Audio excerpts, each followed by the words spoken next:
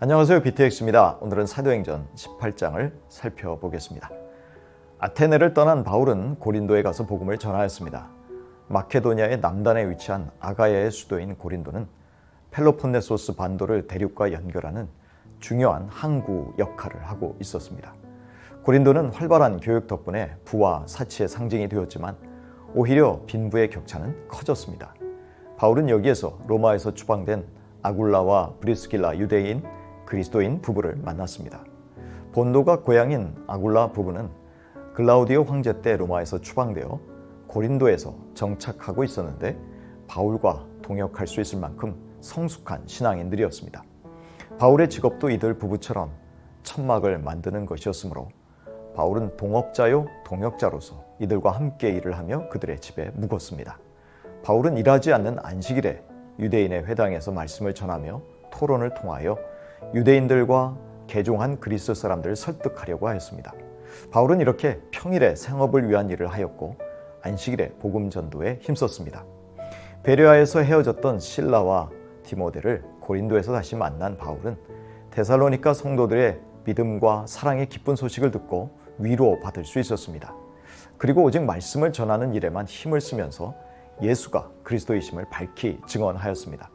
아마도 데살로니가로부터 얼마간의 선교 헌금이 당도했는지도 모릅니다. 고린도에서도 유대 사람들이 복음을 반대하고 비방하자 바울은 그의 옷에서 먼지를 떨고서 복음을 받아들이지 않는 유대인들에게 멸망의 책임이 있다고 명백히 선언하였습니다. 바울은 이방인에게 복음을 전하겠다고 선포한 후 경건한 이방인인 디디오 유스드의 집에 복음을 전했습니다. 그런데 놀랍게도 회당장 그리스보와 그 집안 식구들을 비롯하여 많은 사람들이 믿고 세례를 받게 되었습니다. 이때 주님은 환상 가운데 바울에게 두려워하지 말고 계속해서 복음을 전하라고 말씀하셨습니다. 주님이 바울과 함께 하고 계시니 아무도 바울을 해치지 못할 것이라고 안심시켜 주셨습니다. 이 도시에 당신의 백성이 많아서 회심하여 하나님께로 돌아올 자가 많음도 알려주셨습니다. 그래서 바울은 고린도에서 1년 6개월 동안 하나님의 말씀을 가르쳤고 그 결과 고린도 교회가 세워졌습니다. 바울은 아가야 총독인 갈리오 때 다시 한번 유대인들에게 봉변을 당했습니다. 이들은 바울이 로마법을 어기면서 하나님이라는 신을 공경하라고 사람들을 선동하고 있다고 말한 것입니다. 갈리오는 변론하려는 바울의 입을 막고 이 고소 사건이 바울이 어떤 로마법 위반 때문에 끌려온 것이 아니고 유대인의 문화와 종교 규례에 관련된 것이니 스스로 알아서 처리하라고 말합니다. 총독은 바울을 고소하는 유대인들을 재판정에서 몰아냈고 회당장 소스데네가 유대인들에 의해서 퇴장을 맞는데도 상관하지 않았습니다. 갈리오는 이 문제를 로마법이 아닌 유대인들의 종교와 문화에 관한 것으로 본 것입니다. 바울은 파송교회인 시리아의 안디옥으로 가기 위해서 제자들과 작별하였습니다. 이 여행에 브리스길라와 아굴라가 동행하였고 함께 에베소에서 사역하였습니다. 에베소는 아시아에서 가장 중요한 도시로서 활발한 교역과 부로 유명했습니다. 이 도시에는 고대 세계의 7가지 불가사의 중에 하나로 꼽히는 아데미의 신전도 있었습니다. 바울은 고린도 동쪽 항구인 겐그레아에서 서원한 것이 있어 머리를 깎았습니다. 머리를 밀어야 하는 서원은 나시린이 하는 것이므로 바울이 유대인으로서 율법을 준수하고 있음을 알 수 있는 대목입니다. 바울은 에베소의 유대인 회당에서 유대인들과 토론을 벌였습니다. 그곳 사람들은 바울이 좀 더 머물기를 요청하며 호의를 베풀었으나 바울은 하나님의 뜻이면 다시 돌아오겠다고 말하고 에베소를 떠났습니다. 바울은 가이사랴와 예루살렘을 거쳐 파송교회인 안디옥에 도착하였습니다. 바울은 사람들의 호의와 관심보다 하나님의 뜻에 민감했음을 알게 하는 대목이기도 합니다. 바울은 안디옥에서 다시 3차 선교 여행을 떠나서 갈라디아 지방과 부르기아 지방으로 다니면서 교회를 굳세게 하였습니다.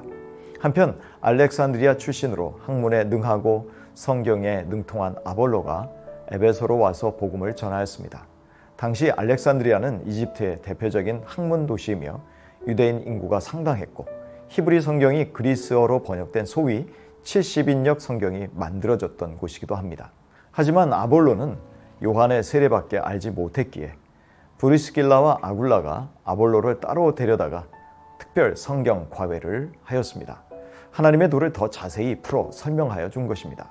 이후에 성도들의 추천서를 받은 아볼로는 아가야에서 복음을 전하면서 성도들에게 많은 유익을 끼쳤습니다. 또한 그는 성경, 즉 모세 율법으로 예수님이 그리스도이심을 증언하였습니다. 아볼로가 유대인들의 말을 성경 말씀으로 교리 있게 논박한 것을 보면 브리스길라와 아굴라가 아볼로에게 날개를 달아준 것입니다. 그래서 아볼로는 아가야 지방에 상당한 영향력을 끼치므로 아볼로 파까지 생기게 된 것입니다. 고린도에서 바울과 함께 동행하여 에베소까지 간 브리스가와 아굴라 부부는 이후에 그리스도인들에 대한 박해가 누그러지자 다시 로마로 돌아간 것으로 보입니다. 이들은 바울의 목숨을 구해준 은인이요 아볼로라는 사역자를 세운 평신도 부부 사역자들이었습니다. 우리 역시 어디에서 무엇을 하든지 이들 부부처럼 복음이라는 절대적 가치를 드러낼 수 있는 말씀의 실력자들이 될 수 있기를 축복합니다. 로마서 16장 3절 이하입니다. 그리스도 예수 안에서 나의 동역자인 브리스가와 아굴라에게 문안하여 주십시오. 그들은 생명의 위험을 무릅쓰고 내 목숨을 구해준 사람들입니다.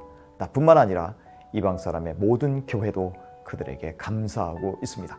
그리고 그들의 집에서 모이는 교회에도 문안하여 주십시오. 나의 사랑하는 에베네도에게 문안하여 주십시오. 그는 아시아에서 그리스도를 믿은 첫 열매입니다.